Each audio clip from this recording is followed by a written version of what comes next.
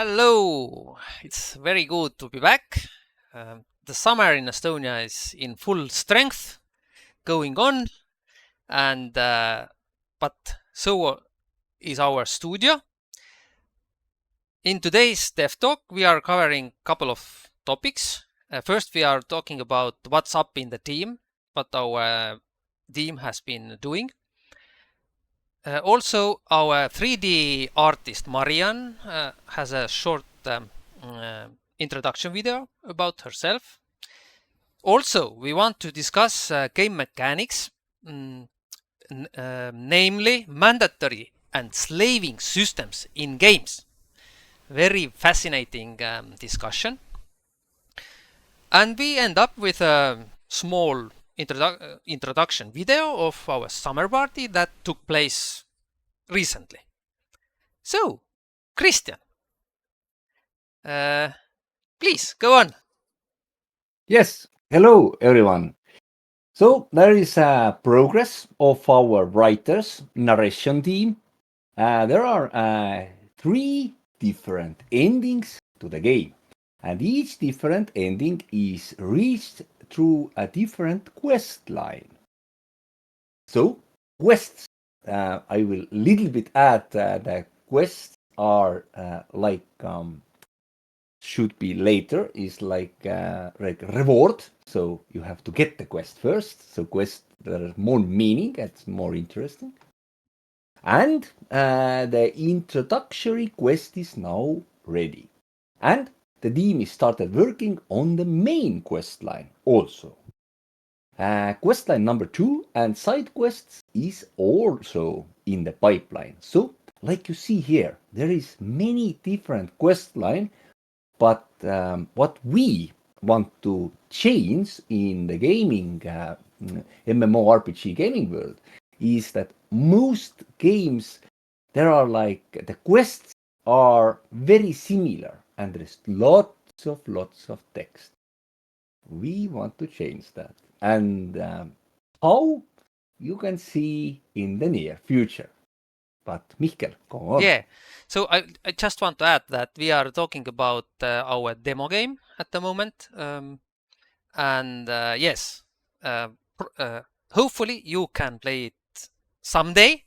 But first of all, this is for our team to test out, and also maybe some couple of enthusiastic fans also. So yeah, that's what we are talking about here today. And yeah, to continue, then while the narration team is working on quests, the developers are setting up the initial quest in the demo game. You can meet our first NPC, Badgers.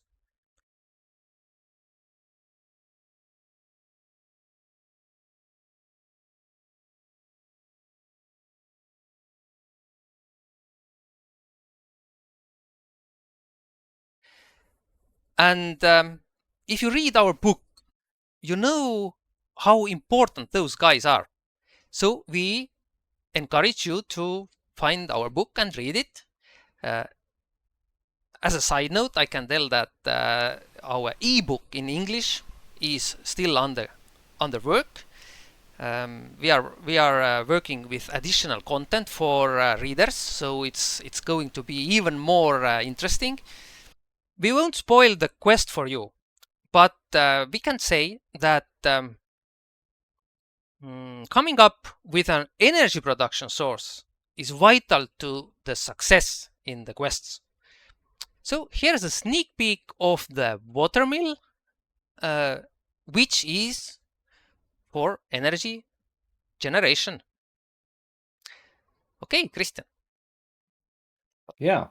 Also, we are now in the phase where we can see the artistic vision coming to life, be it the NPCs, the plant life on the Mortalis world, and there is some reed pictures.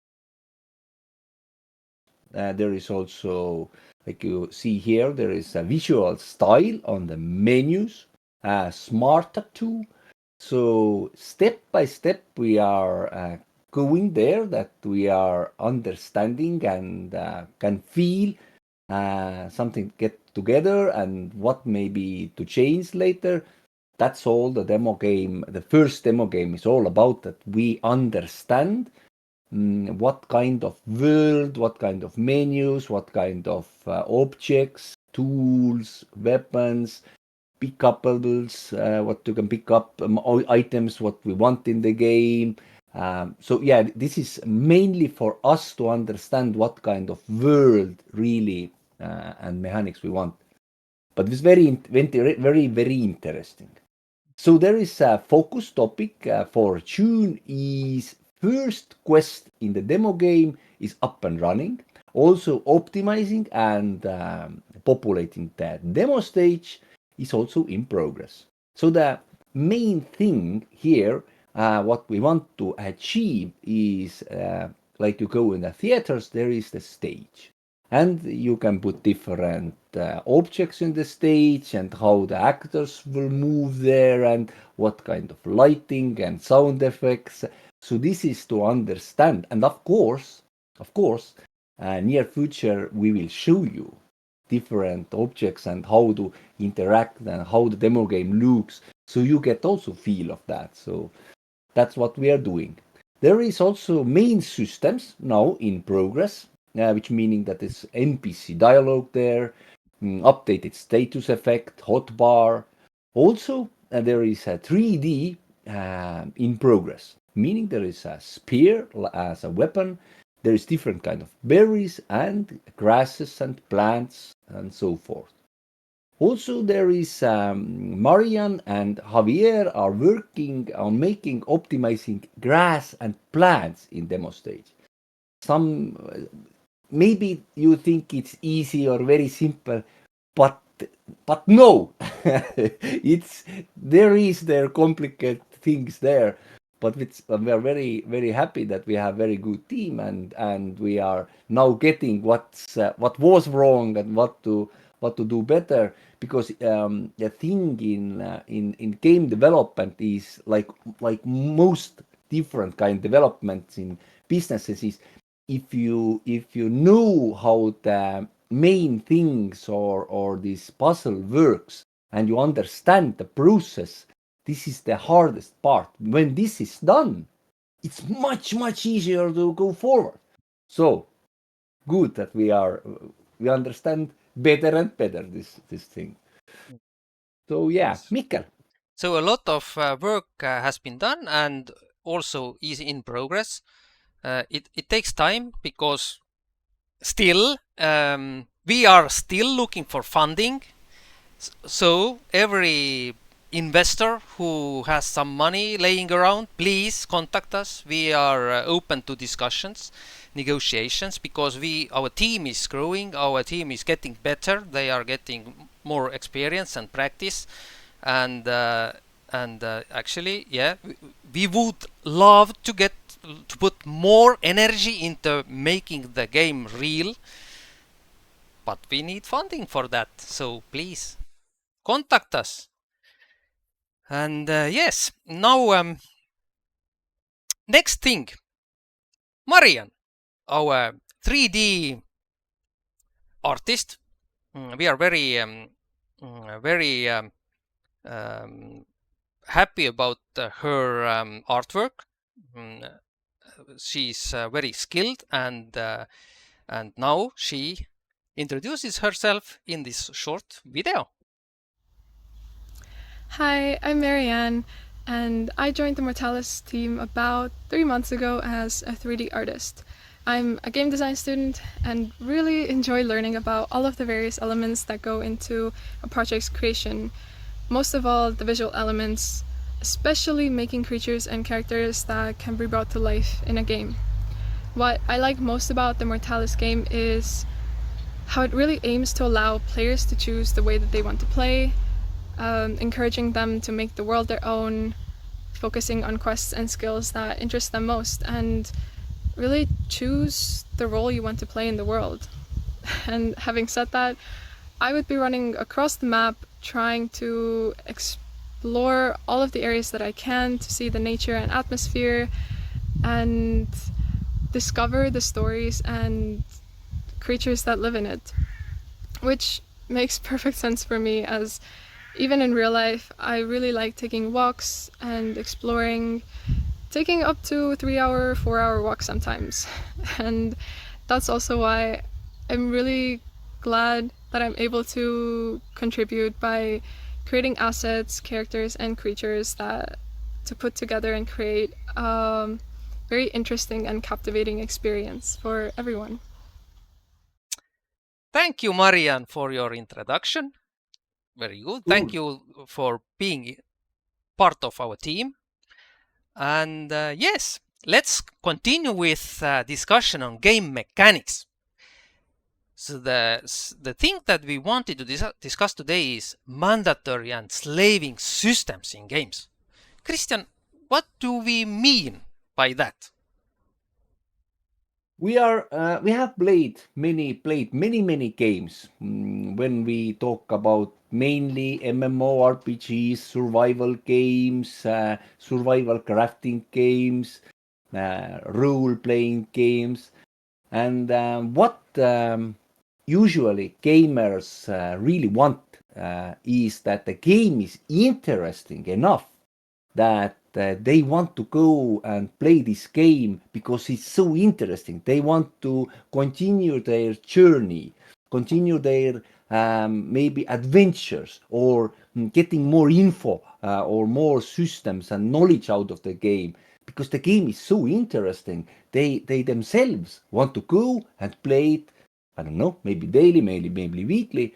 But the systems, what now appears in the different games, why we call the slavery mechanics, is because the games think that there should be some mechanic that if you do not come to game to give your time to that mechanic, we will take your things away, your buildings away, your items away, or whatever. It's like that's slavery. It's like you have to come and do something, because if you don't, we take things away from you. Do you Lose want to everything. explain? Yeah, you lose everything. So there is some games. What I want to name, there is good and bad examples. Of course, these names, what we bring out now, it doesn't mean that they are bad games. No. They're very good mechanics. They're very good game systems and interesting things. But when you do something or put something in your game that you have to do, or we take things away from you, it's not good. You have to do some other mechanics. And there is Myth of Empires. I have played it years. It was long time on the early access stages, and there was some other problems there. But the game systems and how it built up and how do you advance and make your character, and there is so much system. Very interesting game. Very interesting game. Like most games, there are pluses and minuses, positive, negatives.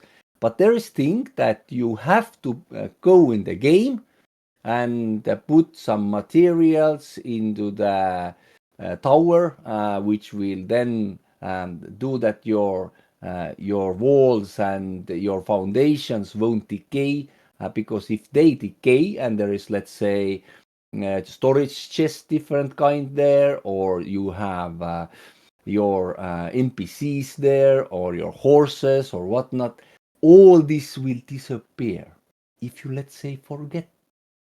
You can, let's say, pay up in the game resources to 2 weeks. It won't happen. But then, like, poof, everything is gone. Also, there is some other system which you have to be there, otherwise your NPCs will die, your animals will die, you have to feed them, and it's like, I can't play other games, I have to slave this one. There has to be some other mechanics. This is not good, not good. I have lost so many times my things, my whole base, because of that. It's like the games what take things away, they will lose so many players, and that's statistics. That's not me saying that. Look the numbers. Look the numbers. Why it's good, like in Albion Online. There is your island. Everything, a single thing was in your island stays for years and years and years and years. Very good. You don't have to play every day to keep your stuff. Yeah, you just maybe you take a vacation half a year or year, then you come back. Yeah, after an update or something, you want to play it again. Yeah, but there should be some options that maybe I don't like Fallout 76. You can pack your base. So I pack my base, put it on my pocket, and then I'm going away, or whatever. Find another location or whatever systems there is. Also, Soul Mask, the very new game, just came out. Twice already I lost my base because there is some this campfire or this bonfire now. They call it bonfire, the bigger fire, and if the sticks or wood will burn up, then all your what's in the vicinity of the bonfire, this range, will decay. And I understand why it's needed. I understand everything like that. But to take something away from player when I haven't played so long, but let's say I played 2 weeks. Now I invested 2 weeks of my time to the game. And there is so much material, so much building, so much progression, whatever. And then just like that, everything is gone. That's very bad. That's not bad. It's very bad. And games will lose hundreds of thousands, or maybe millions of players. Long time because of that. Almost nobody in the world wants that somebody comes and takes my things away. It's not good. Please stop this bullshit, game developers. Please stop it. It's stupid. I understand the mechanic, I understand the need, but you will lose players. Why do you invest 10 to 20 or 10 years, 5 years, 7 years on time that your game will die in a half year? Don't make the game then. It's stupid. But yeah, it hurt me. That's why I'm talking. I don't want to point fingers and this is good, this is bad. We are talking not about games. We are talking the mechanic. We are like mechanic is bad. Just change the mechanic is the message here. Change the mechanic is what we want to address here. Then there is Conan Exiles. There is like when you are in the game, there is 2 weeks. This is better now. It's not best, but better version. That when you haven't been in the game, after 2 weeks, you have to or before 2 weeks ends, just open door, close door, and 2 weeks extended again. But there should be a mechanic that lets you know that now your base or your durability will lose or whatever. The game Fractured Online does it best in the world. No other game, what I have played in the 30 plus years, never ever have done it yet. Fractured Online, imagine that. Very, very, very, very simple system. It sends you a mail. Hello, Christian. Your plot will lose durability after 1 week. Please come to the game and add money to your plot. Is it hard? No, it's very easy. Please, all the developers who don't want to lose players, do that. Mikael. I just want to add that for me personally, even this mechanic is not perfect because I don't have so much disk capacity in my computer to keep every single game running there for years and years. I don't have that kind of hard drive or SSD. So for me, it's not a solution actually. I don't want to keep the game there for just installed in my computer because I need to log in once a month or twice a quarter or once half a year or something. I don't want. So there should be something even better. Yeah, this is very. This is only. I agree. This is only part of the solution. But it's better. But it's better. Yeah. Then the next step, what Life is Feudal, the new version now, has done is that as when there is subscription, and as when your subscription works, when your subscription is there, you don't have to worry about your plot. Only thing what is that if I don't want to play this game, let's say next half a year, I don't want to also pay full subscription. I don't play it, but I would maybe willing to pay a little bit less. So I can, like Mika said, uninstall the game, saying that I don't play right. But there is some systems and ideas what to do. But yeah, there is also V-Rising, where when the blood ends, then 10 everything. days. It's approximately 10 days. Then decay starts. Yeah, and the Scum is also there is also this decay system. You have to go and repair things, and so to end this topic, there are games what doing something better. There are games still losing lots of players, and something to talk about and think about. So this was not to point fingers, but to point fingers to the system. The system is faulty. And when you look the player count, player bases, different player bases, then you see what happens after time with games who take things away. Player base will decrease like 80% or even more. There are like, it's sad. It's sad to see, because we like MMORPGs, we like good games, we like good survival games. We would like to go back if the game like values the players and the effort what we put in. Because if you put in this 1-2 week or maybe even more, and you lose it just like that, you don't want to go back anymore. I think we played Myth of Empires from February to, I think, beginning of May, at least I played. So yeah, I have put many hours into that game. I can check the Steam statistics if I want, but yeah.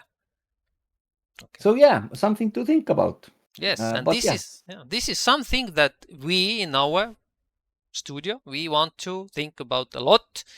Find out the best mechanics that are player friendly, but also